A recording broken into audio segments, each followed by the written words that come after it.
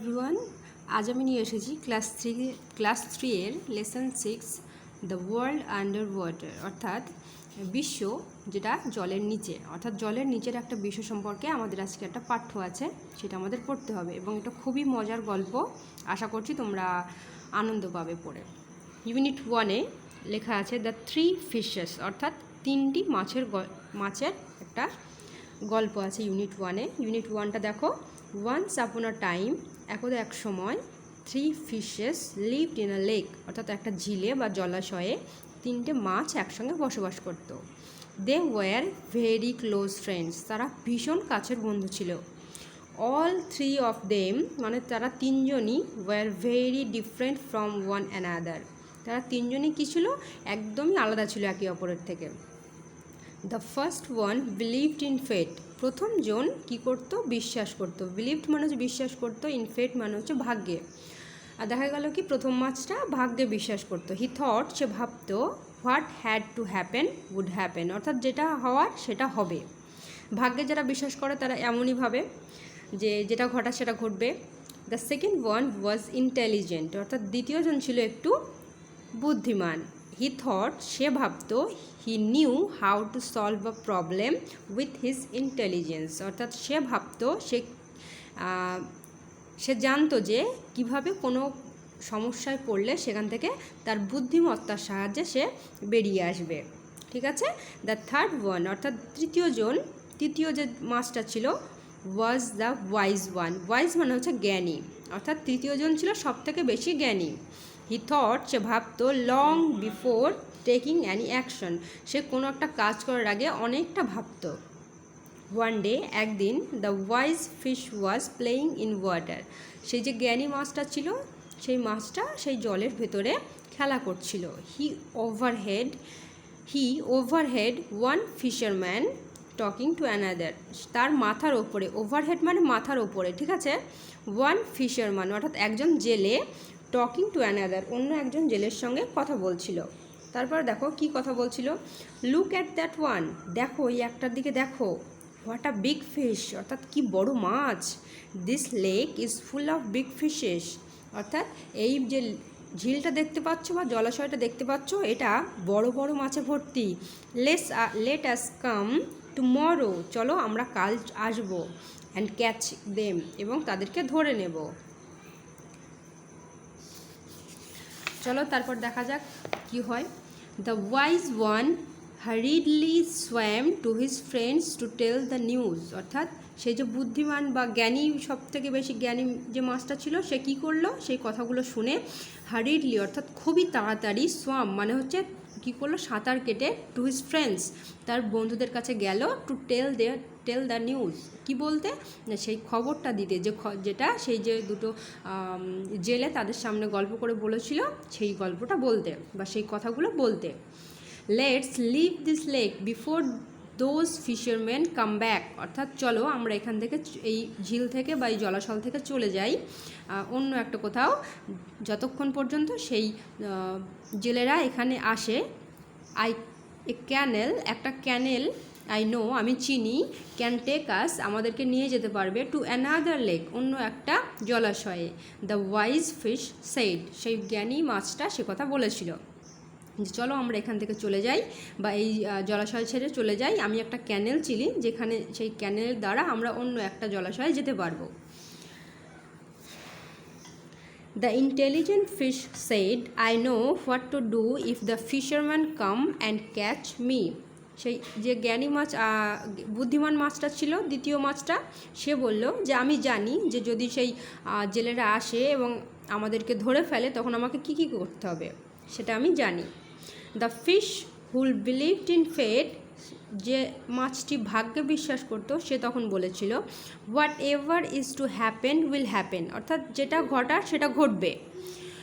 I was born in this lake, আমি এই জলাশয়ে জন্মগ্রহণ করেছি, এবং I am not going to leave it, এটাকে আমি ছেড়ে যাব না।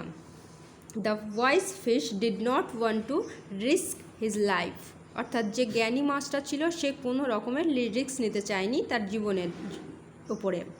So he swam through the canal, সে তখন সেই ক্যানেল ধরে সাঁতার কেটে চলে গিয়েছিল। And went to the other lake, এবং অন্য একটা জলাশয়ে চলে গিয়েছিল। The fisherman come back the next morning, অর্থাৎ পরবর্তী দিনে বা পরবর্তী সকালে সেই যে জেলেরা তারা চলে এসেছিল। দে কাস্ট দেয়ার নেট, তারা তখন কি করলো, এখানে কাস্ট মানে নিক্ষেপ করা, দেয়ার নেট মানে হচ্ছে জাল, তারা তাদের জাল নিক্ষেপ করলো। The two friends who stayed back were caught, অর্থাৎ যারা এখানে থেকে গিয়েছিল, যে দুজন বন্ধু বা মাছেরা, তারা কি হলো, সেখানে ধরা পড়ে গেল সেই জালে। There were many other fishes in the net, সেখানে সেই যে জালটা ছিল সেই জালের মধ্যে আরও অনেক মাছ ছিল। দ্য ইন্টেলিজেন্ট ফিশ থট, সেই যে বুদ্ধিমান যে মাছটা ছিল সে তখন ভাবলো আ ওয়ে টু এস্কেপ, অর্থাৎ পালানোর জন্য কোনো একটা বুদ্ধি এটা ফেলেছিল। হি অ্যাক্টেড, সে তখন কী করেছিল, অভিনয় করেছিল। As if he were dead, অর্থাৎ সে কীরকম অ্যাক্টিং করলো, সে এমনভাবে অ্যাক্টিং করলো যেন সে মারা গেছে। The fisherman threw him back into the lake, যেহেতু একটা মারা গেছে একটা মাছ, এটা দেখার পর একটা জেলে কি আর সেই মরা মাছটাকে নিয়ে যাবে অতগুলো জ্যান্ত মাছ থাকতে, সে তখন কি করলো, তাকে ছুঁড়ে ফেলে দিয়েছিল সেই জলাশয়ে। বাট দ্য আদার ফিশ, কিন্তু অন্য মাছটা, যে মাছটা ভাগ্যে বিশ্বাস করতো, হু বিলিভড ইন ফেট, অর্থাৎ ভাগ্যে বিশ্বাস করতো, was still jumping in the net, অর্থাৎ তখনও পর্যন্ত সেই জালের ওপরে সে কী করছিল, লাফালাফি করছিল। The fisherman struck him dead, সেই যে জেলেরা ছিল তারা তাকে কী করলো, মেরে ফেলেছিল। ঠিক আছে। অ্যাডাপ্টেড ফ্রম টেলস অফ পঞ্চতন্ত্রম, অর্থাৎ এই যে গল্পটা আমরা এখন পড়লাম, তিনটে মাছের গল্প, এটা কোথা থেকে নেওয়া না, টেল অফ পঞ্চতন্ত্রম বলে একটা গল্পের বই থেকে নেওয়া। চলো অ্যাক্টিভিটি 1টা করে ফেলি।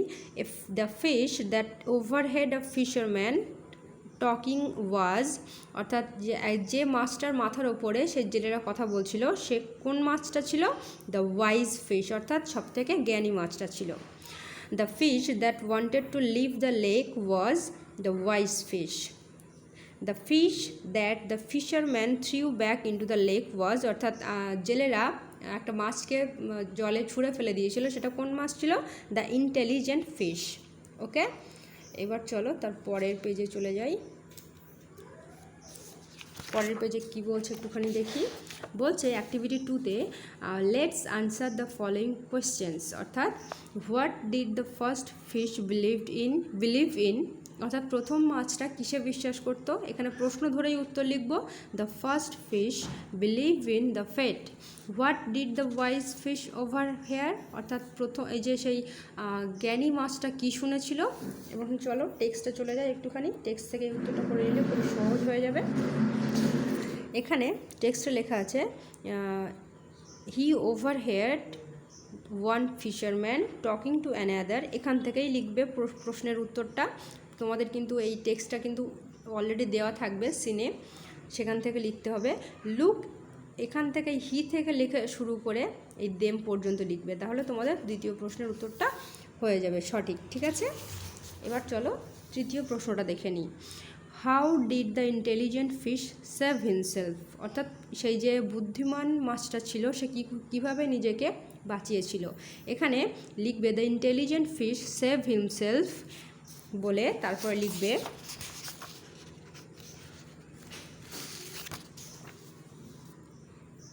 হি acted as if he were dead, so the fisherman threw him back into the lake.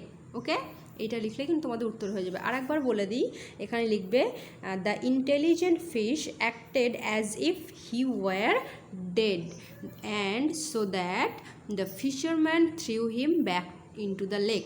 Okay, তো এই পর্যন্ত লিখলে তোমাদের প্রশ্নের উত্তরটা হয়ে যাচ্ছে। চলো এবার আমাদের আবার প্রশ্নে চলে যাই।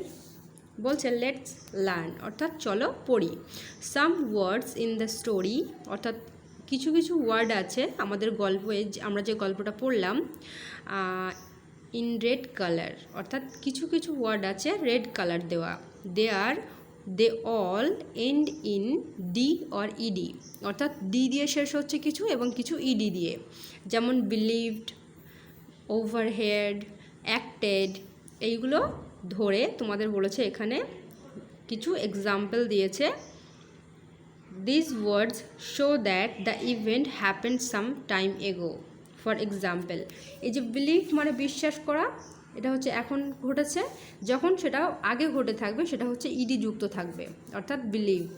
আধা ওভার হিয়ার, অর্থাৎ মাথার ওপরে যখন কেউ শোনে তখন সেটা এখন হয়, অর্থাৎ এই মুহূর্তের কথা বলা হয়, বা প্রেজেন্টের কথা বলা হয় এক কথায়, যেটা বর্তমানে ঘটেছে। এবং যেটা আগে ঘটে গেছে সেটা হচ্ছে ওভার হিয়ার্ড। যেটা অ্যাক্ট মানে হচ্ছে অ্যাক্টিং করা, আমরা বলি না যে কেউ একজন নাটক করছে বা কিছু, কিন্তু যখন সেটা হয়ে যায় অতীতে কোনো কিছু করেছে তখন হয়ে যায় অ্যাক্টেড। অর্থাৎ এবারে দেখো বলছে অ্যাক্টিভিটি 3-তে let's fill in the blank with word ending in D or ED. এখানে টার্ন থাকলে টার্ন ইডি যুক্ত হয়, জাম্প থাকলেও ইডি যুক্ত হয়, আক্স থাকলে ইডি যুক্ত হয়, কিন্তু স্মাইলের ক্ষেত্রে দেখো লাস্ট ওয়ার্ডটা ই অলরেডি আছে, ওই জন্য এখানে শুধুমাত্র ডি যুক্ত হবে। এই তিনটে হবে ইডি যুক্ত, আর লাস্টেরটা হবে শুধু ডি যুক্ত হবে। ঠিক আছে, আশা করছি তোমরা বুঝতে পেরেছো। আজ এ পর্যন্তই। ওকে, টাটা।